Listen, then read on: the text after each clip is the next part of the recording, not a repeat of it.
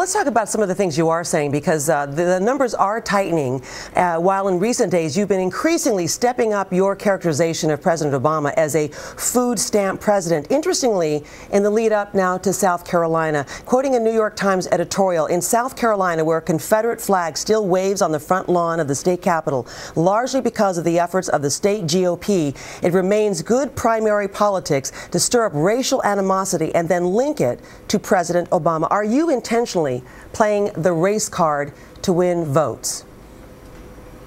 You know, modern liberals are just, I think, frankly, totally off the deep end. I went to the Martin Luther King Jr. breakfast Monday morning with a Republican congressman who's an African American, Tim Scott. We talked about the corridor of shame, which President Obama campaigned in South Carolina and has done nothing for. I outlined a plan to build an I-73 corridor that would turn that corridor of shame into a corridor of hope. But I'm asking you, Newt Gingrich, I'm asking you, Newt Gingrich, about the nature, the way you're characterizing President Obama as a food stamp president. Go ahead.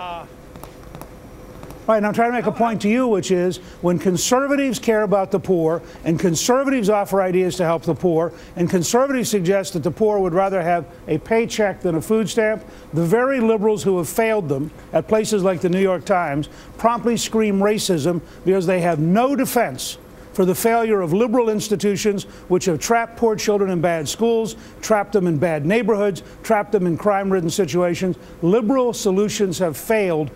All right, let's move on. Back in 1995, your ex-wife, Marianne, told Vanity Fair that she could derail your campaign with one TV interview. Tonight, she is giving that interview. Is there anything that she can say, Newt Gingrich, that could end your campaign?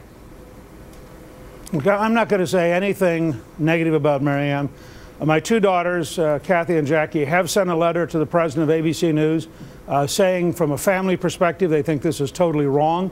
They think ABC should not air anything like this, and that intruding into family things that are more than a decade old are simply wrong. Now, I'll let my daughters speak for it. I'm sure they'd be glad to come on and chat with you about it. I'm not going to comment beyond that because I'm focused on the big issues that concern the American people, which are the current challenges we have, largely because of the failure of the Obama presidency. Is your ex-wife someone that you think people should see as credible on your character? I think that my two daughters are very credible on my character. I think the people who have known me a long time are credible on my character. I think we have lots of folks willing to speak about this. I'm not going to. People will have to judge me. I'm a 68-year-old grandfather. They see how close I am to my wife, Callista.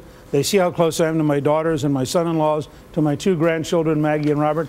They'll have to make their mind up.